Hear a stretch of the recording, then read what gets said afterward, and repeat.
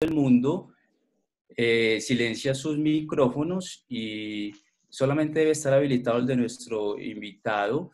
Mi nombre es Juan Carlos Rivilla, yo soy director de investigaciones de Profamilia.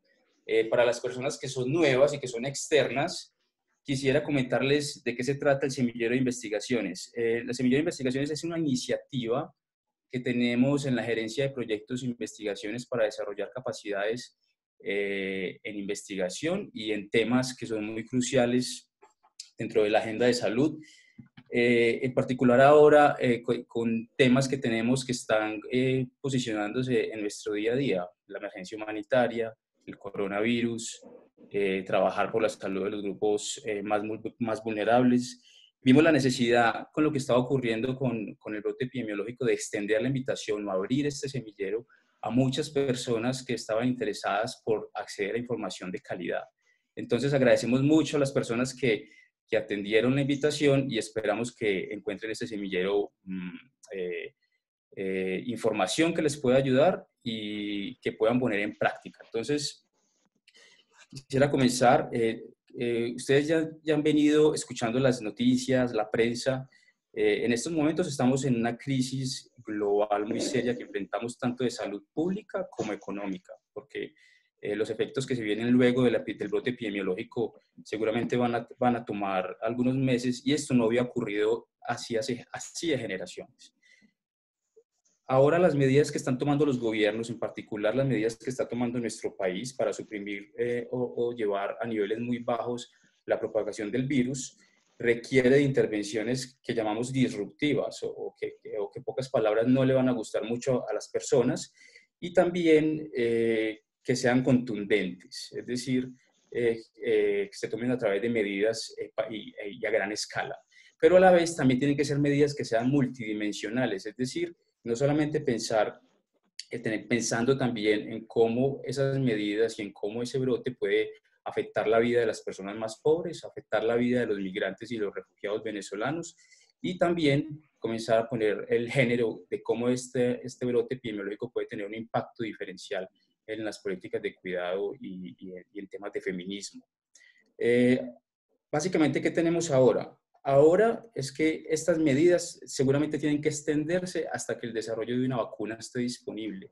Y eso puede tomar algunos meses. Entonces, ¿qué tenemos ahora disponibles? Lo que queda ahora para poder lidiar o abordar esa propagación del virus a los niveles más bajos posibles son algunas medidas de salud pública que se han venido tomando. Los científicos se han puesto de acuerdo en que hay 6 medidas no farmacológicas hasta que el desarrollo de una vacuna esté disponible. ¿Cuáles son esas 5 vacunas? Esas 5 o 6 medidas que tenemos no farmacológicas. Ya lo conocen. El primero es el lavado de manos. El segundo es definitivamente el aislamiento de casos en el hogar. El tercero es la cuarentena domiciliaria cuando hay un caso positivo de la cuarentena de todos los miembros del hogar. El distanciamiento social a gran escala y el cierre de escuelas y universidades. Entonces, todo lo anterior hace que requiere de unos cambios de comportamiento en respuesta a las orientaciones del gobierno. Pero ¿qué es más importante? Estos cambios de comportamiento y la forma como respondamos a estas medidas que está tomando el gobierno son tan importantes como las medidas individuales o aquellas que tomemos a nivel del hogar. Por esta razón, queremos dejar muy claro el mensaje de que, por favor, esto es un tema serio. No salgan de sus hogares a no ser que sea estrictamente necesario o tenga una buena razón. ¿Cuáles pueden ser esas buenas razones? Ir a abastecerse en el supermercado, ir a las citas, ir a los servicios de salud si realmente lo requiere. O lo segundo es también con el tema de la cuarentena, no salir o visitar su oficina o su trabajo a no ser que tenga una muy buena razón. ¿Cuáles pueden ser esas razones? Que usted trabaje en medicina, en enfermería, en terapia respiratoria, en transporte o en servicios de ventas o en supermercados.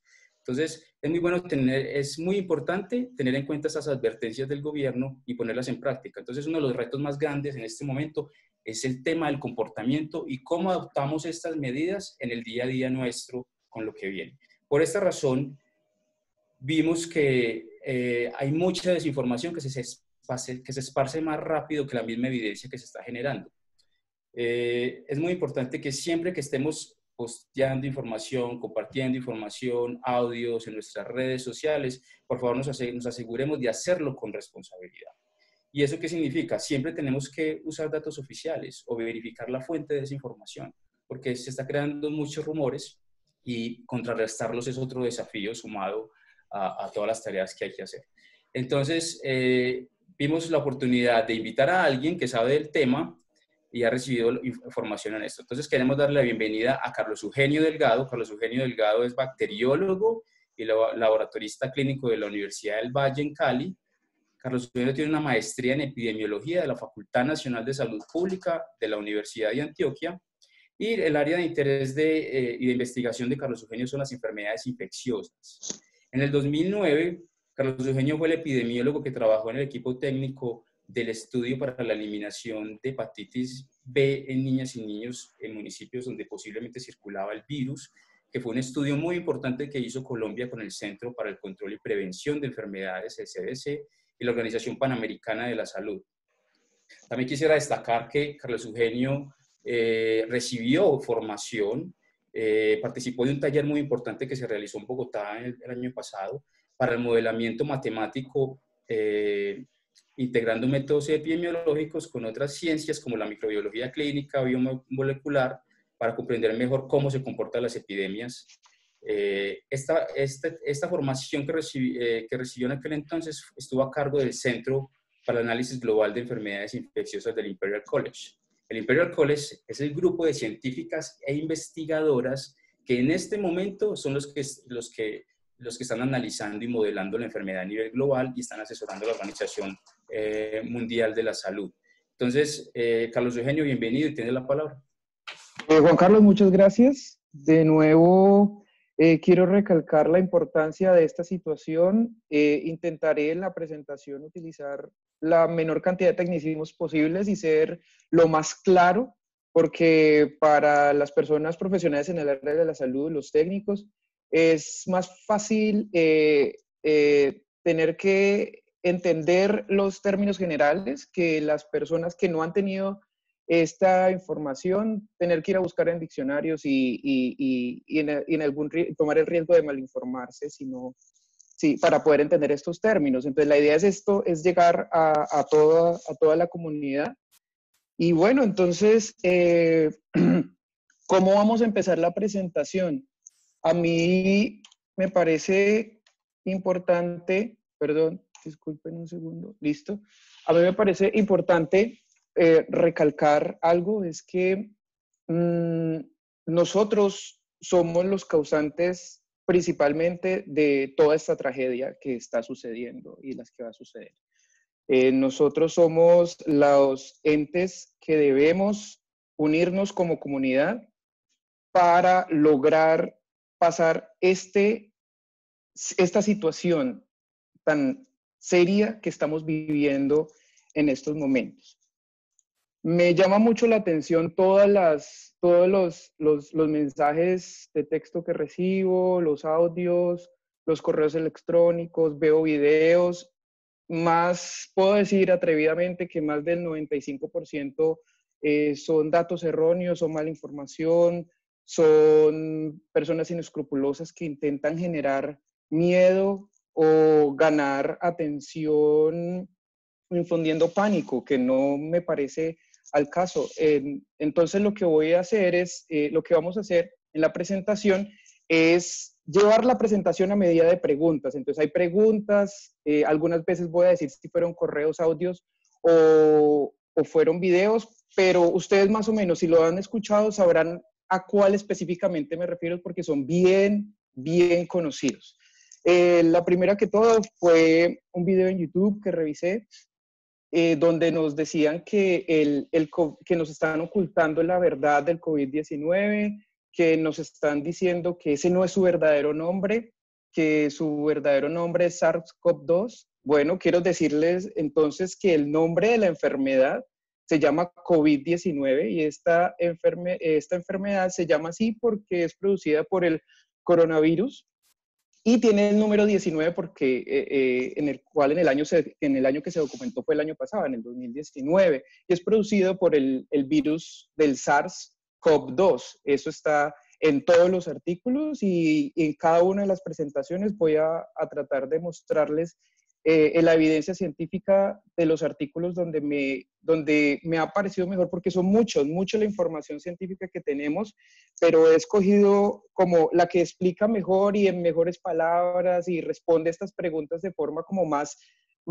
directa. El virus se llama SARS-CoV-2. ¿Por qué el 2? Porque previamente ya tuvimos un SARS-1, pero este dejó de detectarse, según el doctor Chu, en el 2004. Entonces, este nuevo coronavirus, por así decirlo, se va a llamar coronavirus SARS-CoV-2.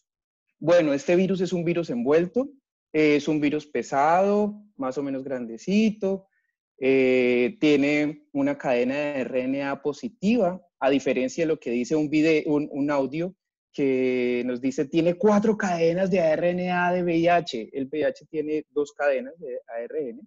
Este virus tiene una sola cadena de ARN y esa cadena es de coronavirus, no es de otro microorganismo.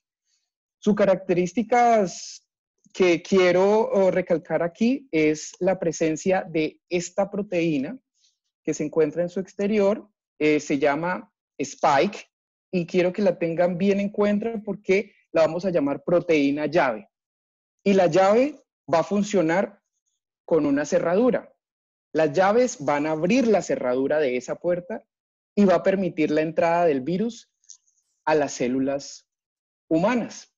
Entonces, cuando desconocemos estas articulaciones, vamos a generar muchísimas malinformación, al punto en que esto fue una persona que estudia medicina, o estudiaba al momento en que envió el audio, estudia medicina de origen latinoamericano en Estados Unidos, que contesta el anterior audio, donde nos dice, pues tiene sentido lo que está diciendo el ARN. John Hopkins tiene el genoma, e incluso la semana pasada estábamos hablando esa parte, que la razón por la cual no era una gripita normal era precisamente porque tiene la capacidad de mutar demasiado. Una característica básica de los virus es que ellos tienen una tasa de mutación alta, muchísimo más que cualquier otras células que podemos encontrar aquí en el planeta Tierra. Sigo, lo cual lo hace casi un enemigo imposible de matar. Ya vamos a ver si este enemigo va a ser imposible de matar, porque sabemos cómo podemos atacarlo y todos ya hemos escuchado muy bien que el lavado de manos neutraliza este virus. No se me asusten con esta imagen, es una imagen que quiero hacerla ver sencilla, pero así es que funciona el ingreso del microorganismo a la célula. Entonces, ¿se acuerdan de la proteína que yo les llamé la atención, que se llamaba Spike? Miren, aquí está. Esa proteína funciona como llave, ¿se acuerdan? Y que va a ser reconocida exclusivamente por una cerradura. Bueno, entonces no todas las células del cuerpo humano tienen esa cerradura y no todas van a ser capaces de reconocer esa llave. La mayor cantidad de células que tienen esa cerradura en el cuerpo humano son las células del tracto respiratorio. Esa cerradura la vamos a llamar AC2 y esa proteína AC2 va a reconocer a la proteína Spike del virus. Entonces, cerradura, reconoce llave, inmediatamente abre la puerta. Ingresa el virus a la célula y hace lo que tiene que hacer, se reproduce. Los virus son microorganismos que no tienen actividad metabólica alguna, ellos no respiran, ellos no se alimentan, ellos no tienen movimiento, algunas teorías de algunos científicos, los cuales me incluyo, digo que son microorganismos no vivos porque ellos no tienen actividad metabólica alguna y utilizan la maquinaria reproductiva de las células de otros organismos vivos, en este caso, para poder reproducirse. Entonces, a manera de Lego y de forma de maquila, las células que invade comienzan a ensamblar esta gran cantidad de forma masiva y de increíble los virus y los liberan para ser totalmente contagiosos a las células de enseguida y van por continuidad, van avanzando y van avanzando en su proceso invasivo. Entonces, esta diapositiva que les traigo aquí es para mostrarles más o menos aproximadamente la proporción que tiene el tamaño de un virus que vemos aquí en gris con respecto a una bacteria. Quiero también ser un poco, recalcar que esto es a manera de ilustración, porque tenemos diferentes tamaños de virus, tenemos diferentes tamaños de bacterias, grandes, pequeñas, de diferentes formas, y esas características nos permiten identificar las bacterias de forma macroscópica también. Tenemos aquí una célula de hongos en verde, esto lo que nosotros en el laboratorio llamamos IFA, y esta parte de encima es uno de los protozoarios más pequeños. Entonces vemos cómo es la relación de tamaños entre microorganismos y cómo puede ser su relación. El virus puede invadir este protozoario, el virus puede invadir esta bacteria, el virus puede invadir este hongo. Y nosotros como humanos tenemos diferentes tipos de estos microorganismos en todo nuestro cuerpo. En nuestra anatomía tenemos algunos tejidos y órganos que son totalmente estériles. La sangre, los pulmones, los riñones. Entonces, si llegara un microorganismo a ese nivel, a nuestros pulmones, generaría una reacción inmunológica severa frente a ese microorganismo para poder tratar de eliminarlo, porque en la sangre no deberíamos tener microorganismos, en los pulmones no deberíamos tener microorganismos, mucho menos en los riñones. Entonces, pero sí debemos tener microorganismos en otras partes del cuerpo, en nuestra piel, en nuestra boca, en nuestro tracto digestivo. También debemos ser conscientes que debemos cuidar esa microbiota que nos ayuda. Son microorganismos buenos y esa microbiota, perdón, vamos a hablarla como bien lo conocemos de forma general, como flora.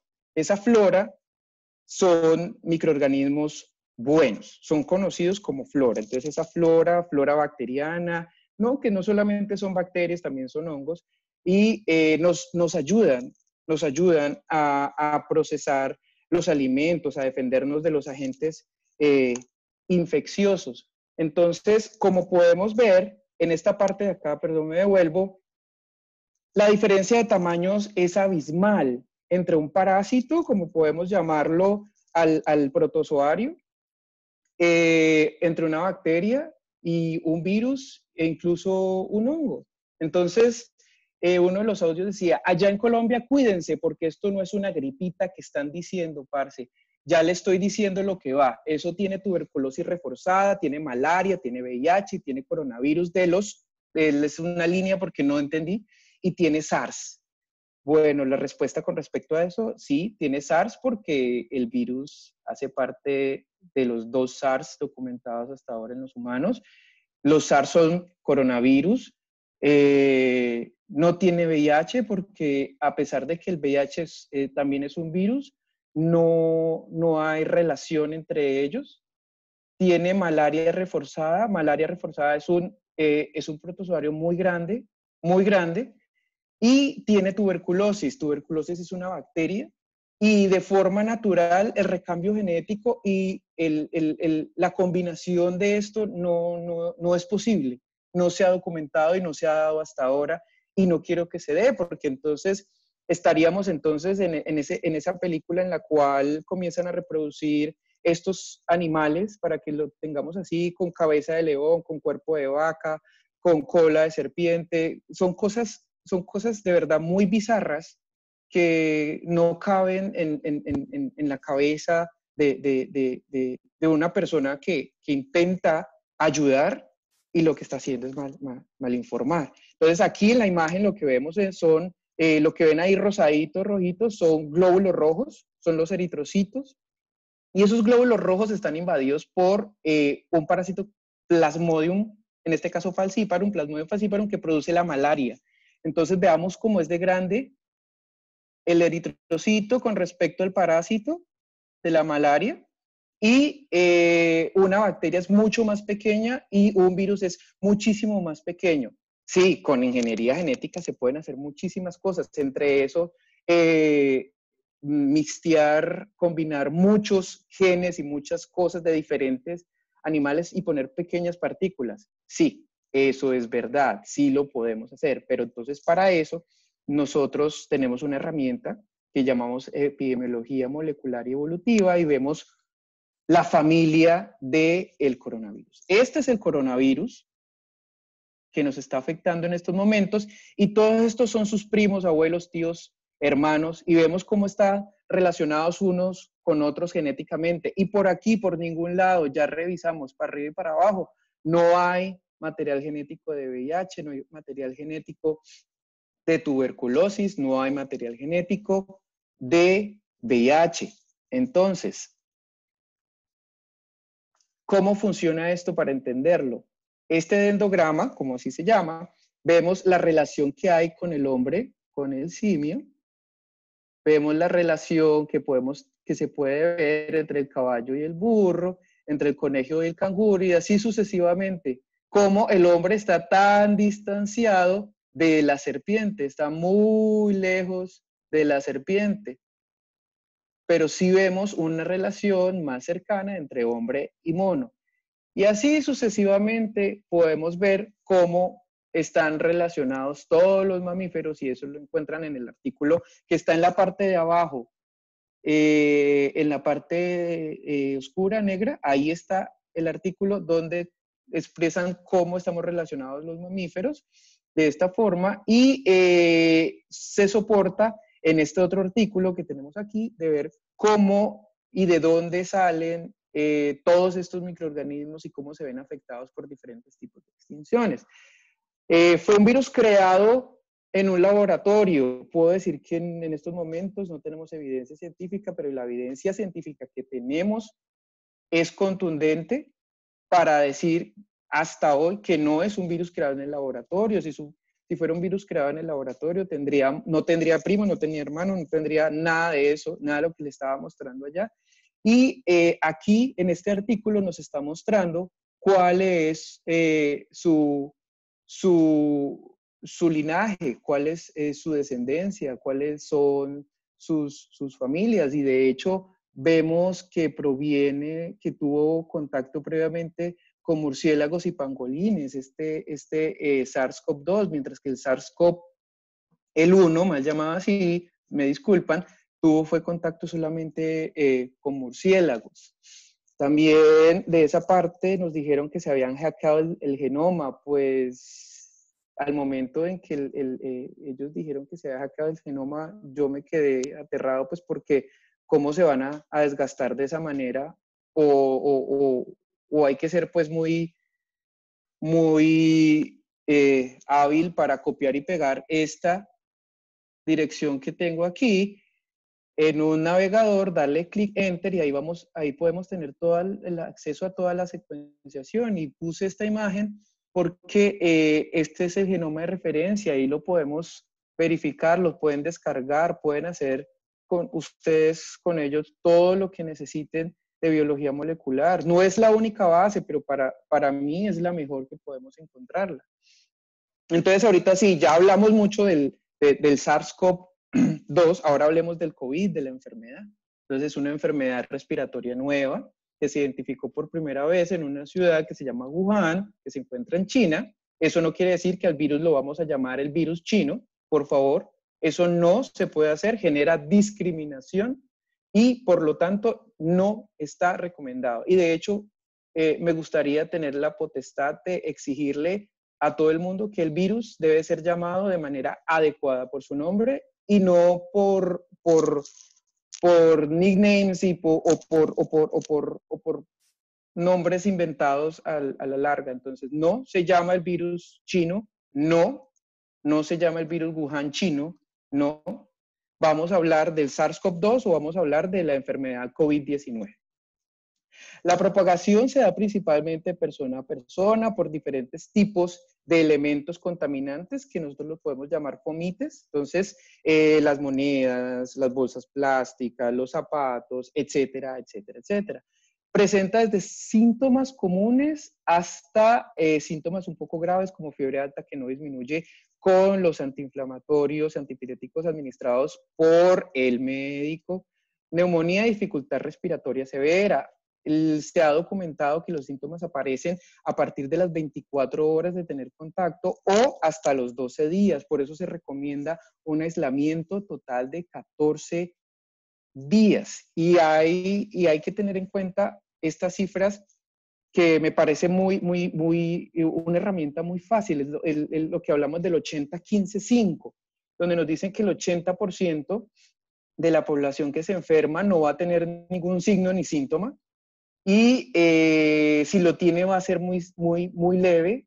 El 15% va a tener signos y síntomas de resfriado común y la pueden pasar muy mal en su casa, y el 5% sí va a necesitar entonces atención hospitalaria. Y eso se ve reflejado aquí en Colombia. Estos son los datos de ayer. Creo que no han cambiado, o sea, esta mañana, eso era lo que estaba demorándome un poco en poner la presentación. Nos dice entonces que si sumamos el 80 con el 15 nos dan 95, y esos 95 están con ningún síntoma o con síntomas leves o con síntomas tratables en casa. En Colombia el 92% están en casa y el 5.5 están hospitalizados, como nos dice aproximadamente esta regla, pues que no es un mandato ni es una ley, pero sí son valores aproximados que nos permiten entender un poco el comportamiento de la enfermedad de manera un poco más fácil. Entonces, si nos dicen 80-15-5, 80 más 15 están tratados en casa con ningún síntoma, signo o con algunos síntomas leves, y el 5% están hospitalizados. Y aquí en Colombia lo podemos ver así, el 5.5% de las personas están hospitalizadas. La velocidad de la enfermedad depende de los test que se hagan. Entonces, si yo no hago ninguna prueba, yo puedo decir que no tengo entonces de forma errónea casos de coronavirus COVID-19. Eso está mal, eso es un error. Pero también es un error que nosotros decir, no, es que en menos de 2 días aumentamos 100 casos. No, aumentamos la capacidad de tener este diagnóstico. Tuvimos la oportunidad de producir más pruebas, entonces estamos llamados a eso, a generar más pruebas para no trabajar ciegos, aumentar esas pruebas, aumentar el acceso a las pruebas para que la mayoría de personas tengan acceso a estas y podamos saber la realidad del asunto. No nos quedemos con los datos meramente de las pocas pruebas que podemos estar haciendo. Entonces, el primer caso que se dio en Colombia fue el 6 de marzo de este año. Ese fue el día 1. Ya en el día 12, porque se aumentaron las pruebas, llegamos a 100 casos. Los 3 días siguientes, el día 15, aumentamos otros 100 casos. Los otros 2 días siguientes aumentamos otros 100 casos. Llegamos a 306 y hoy ayer estábamos en 378.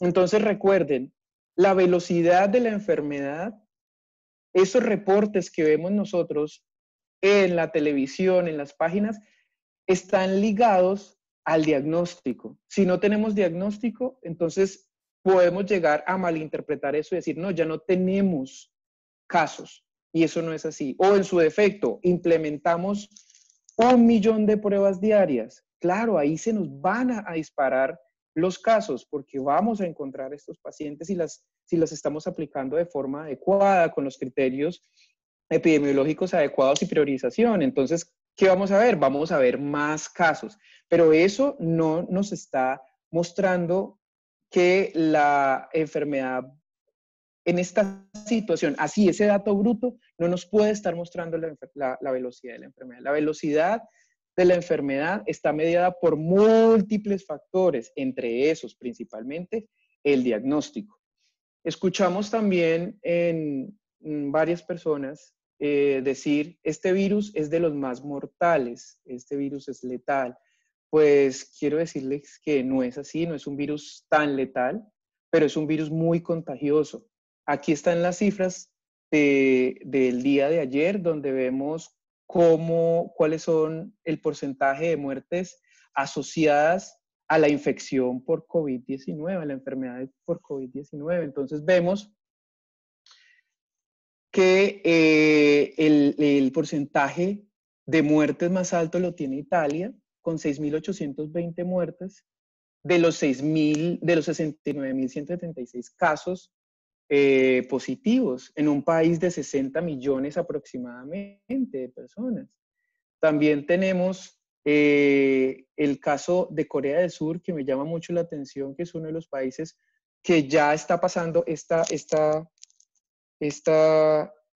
fase como tan drástica de la epidemia en su país y tienen muy poquitas muertes. Resulta que este país hizo muchos esfuerzos para poder llegar a la mayor cantidad de personas con pruebas diagnósticas. Entonces, no solamente estamos llamados a aprender de lo malo, no estamos llamados a aprender de las cosas erróneas, también estamos llamados a aprender de esas cosas buenas que ha hecho países como Corea, que ha hecho ciudades y dentro de China. El aislamiento es prácticamente obligatorio.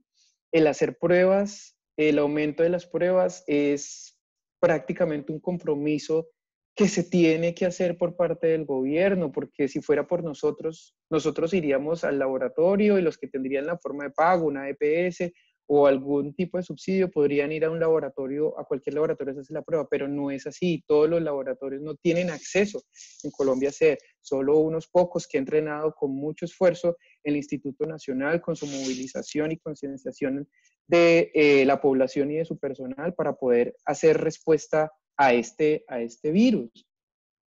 También hay que tener en cuenta que las muertes están asociadas principalmente a una población adulta mayores de 60 años. ¿Dónde podemos encontrar eso? Porque hay personas también que las escuchamos decir, no, yo tengo 60 años, yo me siento de 15, yo soy muy joven, a mí no me va a pasar nada. Ah, pues bueno, entonces la Organización Panamericana de la Salud y la Organización Mundial de la Salud, por medio de diferentes estudios, estadísticas y modelaciones, ha sacado esa conclusión, que los adultos mayores de 60 años son los pacientes, son las personas, perdón, que tienen mayor riesgo de enfermarse de forma grave y que van a necesitar hospitalización. Y las personas con enfermedades preexistentes como diabetes, hipertensión y cardiopatías. También hemos escuchado que para eso entonces ya hay un tratamiento. Y lo hemos escuchado de diferentes mandatarios a nivel nacional e internacional y dicen que con eso va a disminuir el tiempo de estadía o va a mejorar el pronóstico de los pacientes hospitalizados. Hasta el momento, hasta el día de ayer, no hay tratamiento específico que mejore el pronóstico. Solamente hasta ahora tenemos tratamientos para los síntomas y para los signos de esta enfermedad. No existe vacuna, no existe la vacuna como tal. Y también hay muchos videos que dicen, por favor, no tomen ibuprofeno que los van a matar. Hay que el ibuprofeno mata, hay audios, hay videos, hay incluso unos mandatarios o algún mandatario en Europa en su rueda de prensa salió a decir eso, que se prohibía el ibuprofeno en su territorio porque algunos médicos habían evidenciado de forma anecdótica que el ibuprofeno empeoraba esa situación porque decía que aumentaba la expresión de esas cerraduras, de esas células en el sistema, perdón, que aumentaba la expresión de cerraduras de esa proteína de todas las células del cuerpo, pero no es así, es un poco más complejo evaluar un medicamento de esa manera, se necesitan tiempos, se necesitan cantidades increíbles de pacientes, se necesitan ensayos clínicos, no solamente eventos anecdóticos, sí, nos van a servir para dentro de un futuro, pero por ahora no podemos sacar ese tipo de conclusiones. Y la Organización Mundial de la Salud sacó este tweet para sacar de esta duda. La vacuna estará disponible muy pronto. Muchos mandatarios están diciendo eso a nivel nacional e internacional. Pues una vacuna no se hace del día a la mañana, no se hace ni en 1, ni en 2, ni en 3 meses. Estos son los laboratorios en esta diapositiva y a los países que pertenecen que están trabajando en una vacuna contra este microorganismo, contra este virus y las fases en que se encuentran. Esperemos que estos laboratorios puedan producir de forma masiva una vacuna eficaz y segura, pero sobre todo accesible para todos, que no sea solamente para una población. Y no me refiero solamente a un país, me refiero al tipo de población de personas que puedan tener acceso, ya sea económico, por cuestiones económicas o por cuestiones políticas, al acceso a esta vacuna. Entonces la idea es que sea para todos. Y también encontramos que el virus que produce esta enfermedad se muere por el frío y el calor.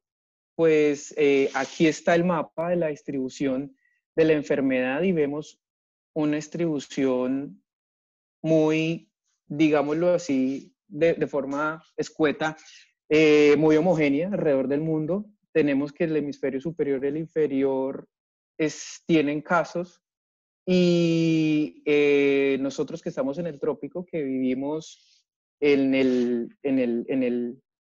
verano de todo el año, con temporadas de lluvia, pero prácticamente nosotros no tenemos estaciones, pues también tenemos presencia de estos casos. Entonces, se desmitifica que el virus se muere por el frío o el calor extremo. Y se acuerdan, la persona que estudia medicina y decía que este virus es prácticamente indestructible, pues déjeme decirle que la medida más eficaz para destruir el virus es con un lavado energético de manos, con abundante agua y jabón. Entonces, no se preocupen, porque también he escuchado, no, es que ese lavado de manos no sirve. Pues no sirve si te remojas todas las uñas y no utilizas jabón. No, es que yo no me sé hacer un lavado quirúrgico. Sí, el lavado quirúrgico es el lavado ideal, pero si no estás entrenado, tienes 2 opciones. Mirar videos, que hay bastantes, de fuentes que de verdad son serias, donde te explican de forma muy didáctica cómo lavarte las manos, o si no tienes acceso a ese tipo de información, entonces lavarte las manos de forma energética, frotándote fuertemente las 2 palmas, frotándote el dorso, la parte superior de las manos, sin olvidar los espacios entre los dedos, ir dedo por dedo y sin olvidar las uñas. Recuerden también un valor agregado, la muñeca. Échense jabón en la muñeca y estréguense fuerte. Se les recomienda entonces que no utilicen anillos, no utilicen cadenas, no utilicen reloj, eviten a toda costa los aretes, por lo que más quieran. Eso les puede facilitar y ya vamos a ver cómo, porque el virus sobrevive en estos elementos metálicos un poco más de tiempo que en el aire. Y recuerden también desinfectar las manijas, no solamente del agua con la que están lavándose, sino las cerraduras de las casas. Todo lo que están tocando es susceptible de limpiarse.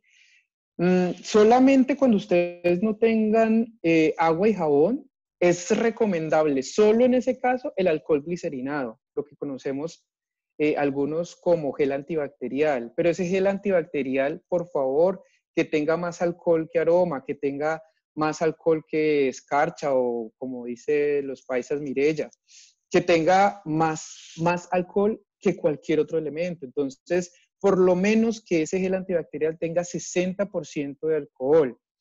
¿Qué se recomienda para la limpieza de superficies en la casa? Entonces, una solución de hipoclorito al 0.1%.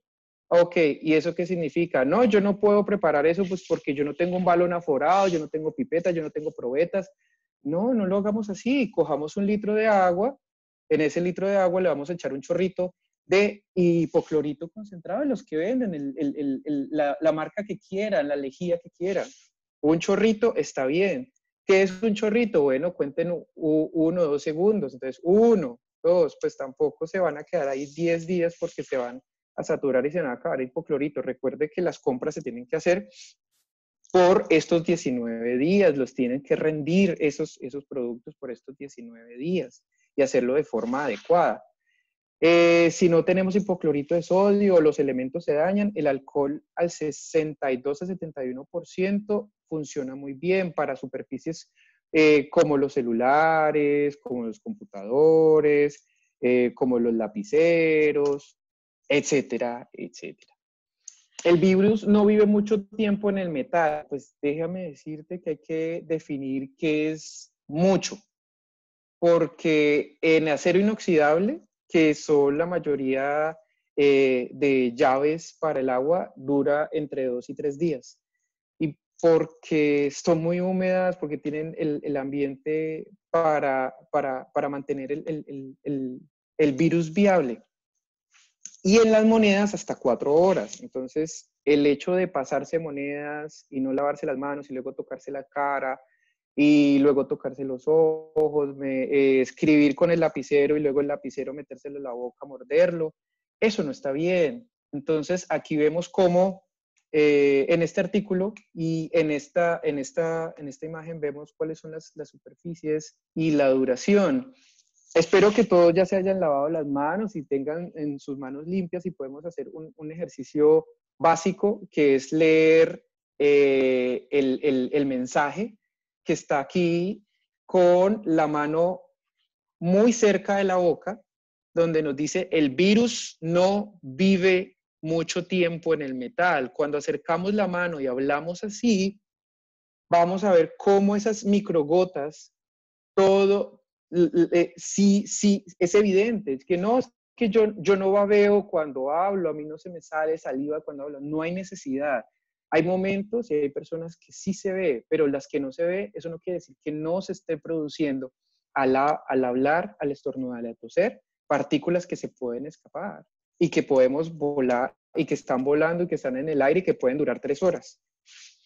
Esto es un virus estacional y con el verano se acaba. Pues hasta ahora todas las evidencias científicas que tenemos en este momento nos indican que no es un virus estacional, que no se acaba con el verano, y ya vimos por qué en las diapositivas pasadas. Este virus, más que esperar a que se lo lleve la naturaleza con las estaciones, requiere de medidas de salud pública extremas que convocan no solamente a los gobiernos, sino a nosotros como comunidad, como población. Debemos estar comprometidos con esto y no solamente es hablar y decir no salgan. Cuando yo estoy sacando el perro más de 20 minutos o lo estoy sacando 3 veces por día o estoy buscando una excusa para no lavarme las manos. La complicación de estos pacientes principalmente depende de las situaciones propias de cada uno, pacientes hipertensos, pacientes diabéticos, pacientes en tratamiento con quimioterapia, son pacientes que pueden verse afectados de forma severa. Entonces, son llamados estamos llamados a cuidarnos, estamos llamados a cuidarlos a ellos también. Por favor, cúbranse al toser con la parte de adentro de su codo. Lávese las manos, desinfecte los elementos. Si tuvo que salir, desinfecte los elementos que estuvo por fuera. Deje los zapatos exclusivamente en la entrada de la casa y déjelos ahí. Si los puede dejar por fuera, mucho mejor. Escuché una persona muy famosa en las noticias diciendo en una rueda de prensa: he sido evaluado por un equipo médico y no tengo síntomas, por lo tanto no puedo transmitir el virus. Eso es mentiras. El periodo de aproximadamente 2 días, durante los cuales estas personas que han sido expuestas y que han generado una infección, que han sido infectadas por el virus, son las principales personas encargadas de transmitir la enfermedad, porque como no se ven enfermas, no se van a aislar. Entonces, por lo tanto, no es recomendable que estas personas estén diciendo eso, porque no es verdad. Al momento del contacto ocurre seguidamente una infección. Luego de la infección puede o no desarrollarse la enfermedad, pero que usted tenga la infección no precisamente quiere decir que usted vaya a desarrollar signos y síntomas. No siempre, recuerden, 80-95-5, el 80% va a pasar por una infección prácticamente desapercibida. Y eso no quiere decir que usted no vaya a transmitir el virus. Usted lo puede transmitir, se lo puede transmitir a su mamá, a su papá, a la persona que más quiere, que tiene más de 60 años, a la persona que sobrevivió, que está tratando de sobrevivir de un cáncer. Y muy probablemente, si no se cuida, se puede morir por este virus. No, es que yo no tengo a nadie mayor de 60 años, yo soy joven, estoy viviendo la vida, a mí no me interesa el vecino que en este momento tiene un trasplante, esté inmunosuprimido. No podemos seguir pensando así de forma egoísta, tenemos que ayudarnos entre comunidad porque si no esta civilización no va para ningún lado. ¿Cómo funciona el cuento de la comunidad? ¿Cómo estos pacientes dicen que eso da con toda y repite y repite y le repite? Pues déjeme decirle que no, esto no funciona así. La enfermedad hasta ahora no repite y los modelos que se han realizado de reinfección, todos han sido negativos. Entonces, hasta ahora, la evidencia científica muestra que no hay reinfección de estos pacientes. Bueno, vemos aquí cómo funciona la transmisión. Los pacientes infectados son los marroncitos o rojos que van contaminando a los pacientes sanos. Y luego vemos cómo esos pacientes sanos van generando inmunidad y se recuperan. Mire cómo cambian de color. Y esos ya recuperados no generan una mayor, no pueden ser contagiantes de la enfermedad, no contagian la enfermedad. Este es un caso en el cual no se ha aplicado ninguna medida de contención y vemos cómo de forma rápida e inmediatamente se van enfermando todas las personas y las personas enfermando se van complicando y si se complican se van a saturar los servicios de salud. Esto es una población de 200 personas, donde cada círculo representa una persona, su movimiento, y esas 200 personas son contagiadas prácticamente en un tiempo récord por este virus si no se cuenta con una estrategia de salud pública para ellos. Entonces, una de las estrategias que se muestra aquí en este video es generar una especie de barrera, una contención, una contención mínima. Entonces vamos viendo cómo los pacientes contenidos se van contagiando muy rápido y luego son liberados a la población de manera gradual y asimismo la velocidad del contagio se va haciendo un poco más lenta que la anterior, pero sigue siendo muy, muy rápida. Quiero recalcar estos dos pacientes sanos. De toda la imagen, de todo este video, estos dos son los únicos dos pacientes sanos. Y mire cómo los pacientes recuperados, como no se pueden volver a infectar, han protegido de la enfermedad a estos dos pacientes sanos. A esto lo llamamos nosotros inmunidad de rebaño. Y ya vamos a hablar un poquito de eso más adelante. Entonces, aquí en este ejemplo se ha tratado de restringir la movilidad de las personas y vemos entonces cómo esas personas se ven afectadas por el virus, tienen tiempo de recuperarse y los servicios de salud se van a ver,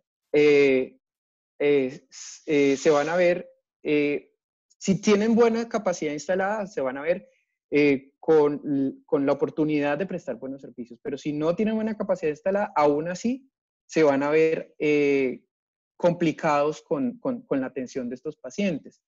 Cuando nosotros tomamos medidas extremas de inmovilización, vemos aquí entonces cómo funciona. Ya tenemos la menor movilidad posible. Vemos cómo los pacientes se van viendo infectados y al momento en que se van infectando, tienen la capacidad de sanar, tienen la capacidad de recuperarse en casa. Y después vemos cómo esta comunidad haciendo, evitando la movilidad de estos pacientes, cómo se puede erradicar el virus, cómo no se puede saturar los servicios de salud. Entonces, aquí vemos los 4 modelos, las cuatro electivas, y ustedes pueden ver cuáles tienen el mejor resultado, cuáles quieren ser ustedes, qué país quiere ser usted, qué ciudad quiere ser usted. Esto es desde nuestra casa y nuestra individualidad, ayudar a la comunidad. Entre menos movilidad produzcamos, menos contagios vamos a tener y menos servicios de salud saturados vamos a tener. También encontramos elementos como por eso es tomar líquidos calientes y hacer gárgaras con bicarbonato. Esto es una afirmación un poco exagerada. Debes tomar líquidos calientes, lo más calientes que puedas. Mi recomendación está basada en evidencia científica y la evidencia nos dice que lo ideal es mantenerse bien hidratado. Si usted quiere tomarse su sopita, tómese su sopita. Si le gusta caliente, el cafecito, está muy bien, no hay ningún problema. Manténgase bien hidratado. Tome agua, tome café, tome líquido, tome jugos. Evite, por favor, el azúcar a como dé lugar. Los alimentos procesados no son recomendables. Tenga una alimentación saludable basada principalmente en frutas y verduras. Por favor, evite los alimentos procesados, evite los enlatados. Ahora ustedes tienen tiempo, nosotros tenemos tiempo que estamos en la cuarentena. Pongamos a remojar el frijol, pongamos a remojar las lentejas. Ya no hay opción de decir, no, es que no tengo tiempo para poner a remojar. Tenemos el tiempo para hacerlo, tenemos nuestra casa, ya no nos estamos desplazando. Dediquémosle un tiempo a nosotros, a nuestra salud, Entonces, con esta aseguración, con este mal consejo que dan, dice, tome los líquidos, líquidos calientes, eso puede llegar a quemar las mucosas y lastimarlas, utilizar elementos para desinfectar con la idea de destruir el virus antes de que ingrese a la célula, va a lastimar y va a dar la vía entrada a otros tipos de microorganismos. Eso no está bien, no podemos enfermarnos en estos momentos, tenemos que cuidarnos mucho. Evite compartir, por favor, latas, botellas, vasos plásticos, vasos desechables, vasos, pitillos, ya está mal. O sea, el hecho de utilizar un pitillo está mal. Ahora compartirlo es peor. Entonces, no comparta artículos de cepillo de dientes, el corta uñas, por favor, no lo haga, no comparta el tapabocas, por favor.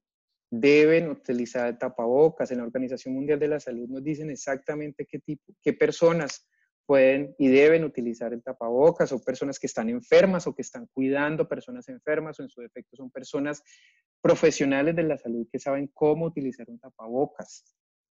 No cualquier tela, no cualquier tipo de papel sirve como tapabocas. Las iniciativas son muy bonitas, pero también nos llevan a la malinformación. Recuerden que los virus son extremadamente pequeños, no podemos ni siquiera verlos por un microscopio convencional de luz. Un poro de un papel toalla, un poro de una tela convencional, eso es un túnel para el virus. Caben millones de virus en ese poro. Entonces, la idea es que el virus se quede afuera, no que ingrese. Por favor, realice alguna actividad física. Usted está confinado. Ojalá un ejercicio acorde a su edad. No fume. Cúbrese la boca desechable. Evite a toda costa el pañuelo de tela. Usted sabe que ahí va a tener la saliva, el moco, el esputo, va a estar ahí y va a estar no solamente con el virus, sino que también vamos a tener un medio de cultivo para otros microorganismos. Evite el contacto cercano con personas que tengan síntomas de gripe. Evite, por favor, por lo que más quiera, tocarse la cara, principalmente los ojos, nariz y boca. Si usted se va a tocar la cara, por favor, lávese las manos. Les recomiendo cuando usted llegue de la calle, si no puede ducharse o si se va a duchar, primero lávese las manos. No es que me voy a bañar. Por favor, lávese primero las manos y luego se ducha. Lávese las manos y luego se lava la cara. Limpie y desinfecte objetos y las superficies que toca con frecuencia. Qué pereza desinfectar las monedas, pero usted sabe que las tocó. Hágalo, no le dé pereza. La billetera, las llaves del carro, las llaves de la casa, las llaves de la moto, las llaves del candado. Por favor, hasta el candado, la llave, la chapa, la cerradura, todo eso desinféctelo. Evite a toda costa salir de su casa, por favor. Cuide su salud mental. Esto no es cuestión de físico, cuide su salud mental. Y aquí hago un llamado principalmente a los psicólogos, a los psiquiatras, que no abandonen en estos momentos a sus pacientes. Por favor, busquen la oportunidad de hacer terapia por videoconferencia, por teléfono, por chat, por WhatsApp. Busquen una alternativa. Cuide su salud mental, cuide a su familia que está lejos, manténgase en contacto. Ya, si antes la llamaba una vez por semana, esta vez llámela al menos una vez por día. Esté en contacto con su familia. También hago llamado a los párrocos, a los pastores, a las personas que tienen que se presenta como un tipo de líder espiritual. Por favor, no abandonen a sus seguidores. Hay opciones en Facebook para poder hacer la misa, para poder hacer sus celebraciones, sus ritos. Esto ayuda a no generar estados de desasosiego, depresión, aburrimiento.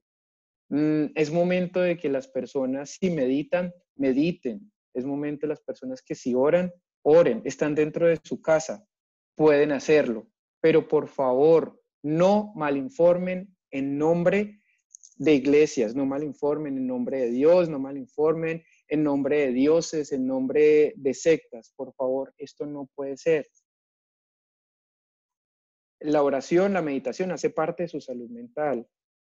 Por favor, se respeta y se debe hacer de forma individual. Y si podemos tener la oportunidad de tener estas misas y congregaciones por vía online, muchísimo mejor. Entonces, usted párroco, aproveche este momento para tener contacto con sus feligreses y hablar con ellos. Usted persona, líder de yoga, que tiene unas personas, no las abandone, hable con ellas, hagan meditación online, haga yoga online. Todas estas opciones existen y hacen parte de que nos pueden colaborar en parte en nuestra salud mental. Recuerde entonces, cuídese usted para que cuide a sus seres queridos y a la comunidad. Listo, nos aislamos y ¿qué sigue? Este cuento no es solamente de salud pública, este cuento no es solamente económico, este cuento va un poco más allá, este cuento debe ser político. Nosotros cumplimos nuestra parte de aislamiento y prometemos informarnos de fuentes oficiales. Vamos a hacer limpieza y desinfección de nosotros y de nuestros elementos. ¿Ahora qué? Ahora el gobierno debe, por favor, gestionar la importación de reactivos para realizar más pruebas diagnósticas, capacitar más personal de los laboratorios clínicos en la técnica diagnóstica, habilitar más laboratorios con las pruebas diagnósticas para que realicen las pruebas diagnósticas. De las muestras del laboratorio, una muestra mal tomada, una muestra inadecuada, el transporte inadecuado. pues van a dar falsos negativos, o sea, va a salir negativo cuando, verdad, el paciente tiene un coronavirus y nosotros vamos a decirle que no, que está negativo, pero es que el problema es que se demoró 3 días en llegar y estuvo al sol y al agua, o se contaminó con agua. No es posible, no podemos hacer eso, necesitamos más capacitación. La inversión en personal del área de la salud tiene que ser ya, la inversión en la infraestructura, clínicas, hospitales, principalmente hospitales públicos, la red de salud pública debe ser fortalecida. La inversión se debe hacer en el acceso a los servicios de salud. La persona no se nos puede morir en el campo, las personas no se nos pueden morir debajo de un puente, las personas no se nos pueden morir en la casa porque no tiene nadie que las lleve, nadie que esté pendiente de ellas. Entonces debemos exigirle al gobierno todas estas cosas. No sé si dije más pruebas, pero ahorita el segundo opción es, nos quedamos en la casa, sí, pero necesitamos nos muestre esa luz, las pruebas nos muestran la luz de cómo está la situación actual. Y con esas más pruebas podemos realizar de forma exhaustiva el seguimiento y vigilancia epidemiológica. Se los debemos exigir a nuestros gobiernos. Eso es lo que nosotros debemos hacer. Este es un video que me llama la atención. Nos explica cómo es el contagio en rojo, sin cuarentena, y es un contagio indiscriminado. Mire con cuarentena cómo funciona. En blanco, ella trabajó desde su casa, él no fue a comer afuera, ellos suspendieron su viaje, él se quedó en casa. Por favor, quédate en casa. En algún momento, la mayoría de la población Papi, se va a ver, la sí, mayoría de la población porque me salió se va a ver, Terminó de hablar. se No, va a pero ver, ahí. aló, perdón, discúlpeme. En algún momento, la población, gran parte de la población se va a ver afectada por este microorganismo y vamos a generar una inmunidad que va a proteger a las otras personas. Ojalá que esa inmunidad que nosotros generemos sea por una vacuna, pero mientras llega la vacuna, por favor, cuidémonos en casa, quedémonos en casa, acatemos las reglas, lavémonos muy bien las manos, desinfectemos las superficies y los elementos que tenemos. Este video lo hizo un amigo, le pedí permiso para mostrarlo, ya sé que de pronto algunos ya lo han visto en las redes, él se llama Mateo, al final del video pueden encontrar la información sobre él. Es una muestra que también necesitamos artistas en estos momentos que hagan este tipo de trabajo tan bonito y reconocer el valor de cada una de las personas en nuestra sociedad. No, no hay ciudadanos de primera o de segunda categoría.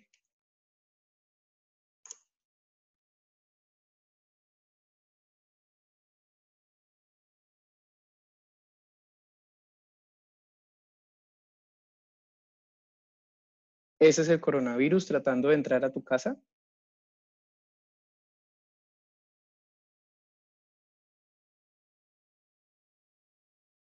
Pero como tú no le abres, tú no sales, entonces él se queda así, esperando afuera. A ver quién será su próxima víctima. Estos son los otros mitos que que de pronto se me han pasado por alto.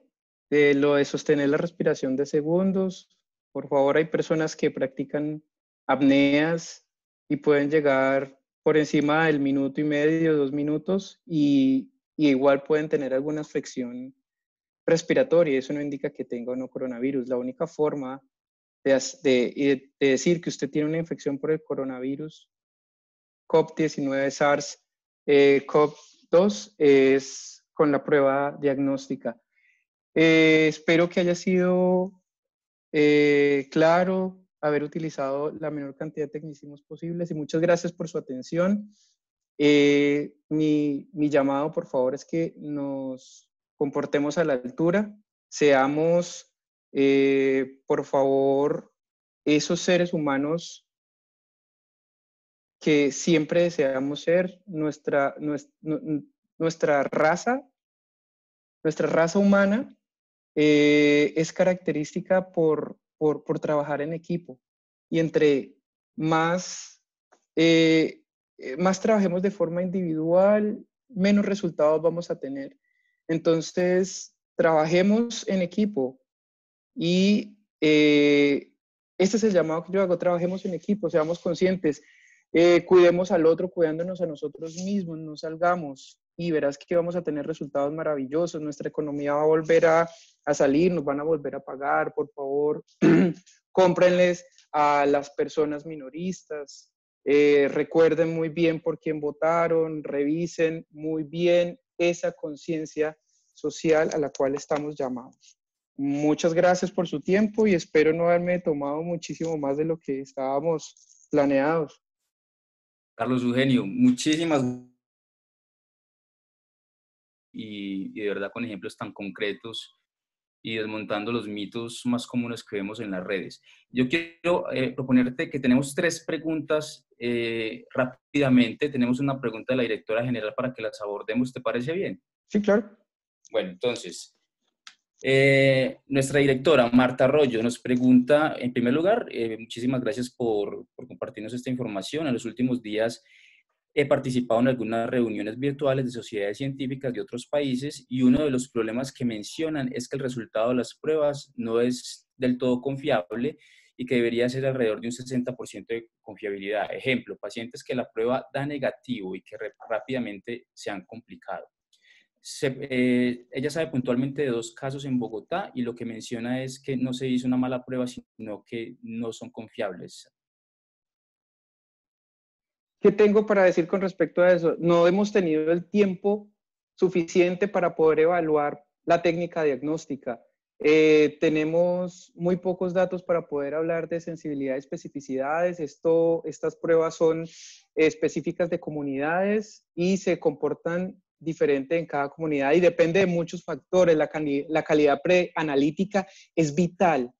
Es vital. No es lo mismo que a ti te tomen una muestra de sangre y te traten de buscar el material genético de este virus a que te tomen una muestra por lavado alveolar. Ahí está el virus tangente y en mayor cantidad y la extracción del material genético y la replicación va a ser un poco más fácil y efectiva. Entonces, la calidad preanalítica es increíblemente determinante. La evaluación de la prueba diagnóstica está llamada a realizarse, tenemos que hacerla y la sensibilidad y la especificidad de la prueba se va a ver alterada dependiendo la técnica, dependiendo el técnico, dependiendo la muestra, dependiendo la técnica de la toma de muestra, dependiendo los reactivos, son muchos los factores. Y también me acordé de algo importante, es que la idea es que vamos mejorando este tipo de muestras para poder ver las modelaciones. Y cualquier persona puede hacer una modelación, está bien, pero una modelación seria y responsable requiere tiempo, requiere variables. Lo mismo que una prueba requiere tiempo, requiere variables. No cualquiera puede hacer esto y decir, no, vamos a tener 1 millón de muertes. Salir a decir esos valores es irresponsable. No podemos hacer eso. No, si no estamos las modelaciones se hacen por equipos gigantescos. Eso no es un epidemiólogo sentado que yo me meta en el Excel y que dé clic para ver cómo se va dando la curva. No. Usted puede modelar para usted y usted va viendo cómo va teniendo sus resultados. Pero salir a decir, no, es que tal país va a tener estos resultados, van a haber tanta cantidad de muertos a tanto tiempo, no es tan así. Tenemos que tener en cuenta que los modelos deben ser parsimoniosos, quiere decir que debe tener la menor cantidad de variables posibles y que expliquen el resultado lo más posible. Entonces eso se logra solamente con un trabajo en equipo arduo y con una exploración de variables exhaustiva. Esa es mi respuesta Perdón, ese es mi comentario que había olvidado y por favor discúlpame Juan por salirme del tema, pero me acordé en estos momentos. Entonces espero haberle respondido a Marta Arroyo esta pregunta y aprovechar para dar esa nota. Ok. Juliana Gómez nos pregunta, cuando uno está en cuarentena totalmente por 14 días por visitar un país, al final uno debe volver a desinfectar el espacio donde uno estuvo para asegurar no infectar al resto de la familia o por haber pasado el periodo de supervivencia del virus. En caso de tenerlo, ya no habría riesgo de contagio para los demás. Bueno, el riesgo de contagio depende de forma individual. Si los demás no tuvieron contacto contigo, pero salen a la calle, salen a hacer las compras que tienen que hacer por obligación o por X o Y motivo, porque son trabajadores de la salud, pues se van a contagiar. Entonces dependen, esas medidas son como de forma casi individual. Si tú estás en tu casa juiciosa y vives sola y estuviste confinada, cuando pasen los 14 días después de tu paseo, de tu contacto con los extranjeros, puedes decir, sí, en estos momentos, si tengo algún signo o síntoma, puede ser cualquier otro tipo de enfermedad, pero no es el coronavirus porque me he estado cuidando de forma responsable. Bueno, terminamos con la pregunta de Erika Murcia. Teniendo en cuenta el contexto de crisis humanitaria con las personas migrantes y refugiadas de Venezuela, en muchos casos no cuentan con acceso a agua y jabón, tampoco alcohol glicerinado, además de no contar con acceso a tapabocas y tener gripe. En estos casos, ¿cuáles podrían ser las recomendaciones?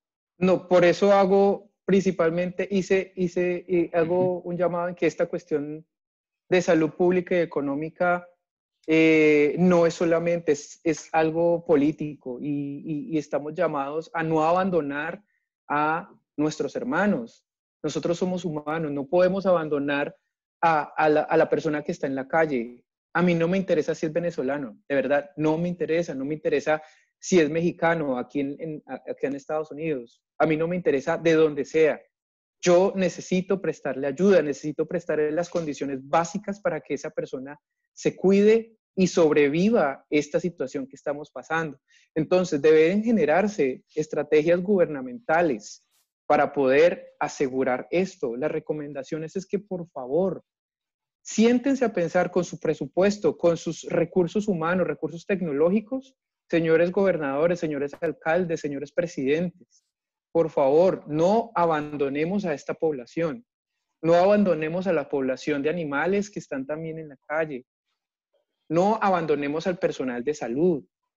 Por favor, creemos estrategias para cuidarnos todos. No miremos si somos venezolanos, si somos colombianos, si somos de cualquier país, de cualquier región. Somos humanos y eso nos hace hermanos. Por favor, esto es un llamado, porque es que, no, es que yo no lo voy a cuidar porque es que son habitantes de calle, en situación de calle, perdón, son personas que no pertenecen a mi territorio Colombia, entonces tienen que estar allá. No, exijamos estrategias para que el gobierno los cuide también. Y eso yo no te lo puedo decir en estos momentos, las estrategias tienen que ser estas. No, porque tenemos que ver qué recursos tenemos, qué situación presentamos, y eso es propio de cada ciudad, de hecho de cada barrio, podemos hablarlo así. Bogotá tuvo una muy buena iniciativa por parte de la alcaldesa Claudia López y tiene unas estrategias en las cuales hicieron, digámoslo así, estudios y verificaron sus recursos económicos, científicos, humanos, tecnológicos, de locación, y pudieron darle esta protección a las personas que se encuentran en situación de calle, que no tienen un acceso a las condiciones mínimas. También quiero hacer el llamado a las personas que están comprando de forma convulsiva. Yo no vivo en la calle. Yo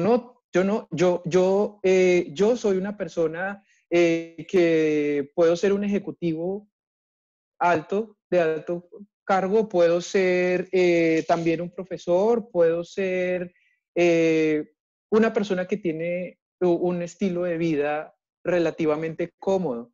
Pero, ¿qué sucede cuando yo voy a la tienda a comprar hipoclorito, cuando voy a comprar jabón, cuando voy a comprar el alcohol glicerinado o el alcohol al 70% para desinfectar y no encuentro. Tenemos que generar estrategias para el acceso. Eso depende de acciones gubernamentales fuertes y serias frente a esto. Como dije, nosotros estamos comprometidos con aislarnos.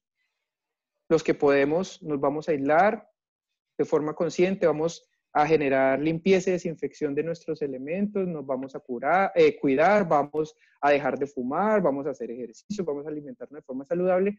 Ahora el gobierno tiene que hacer lo suyo.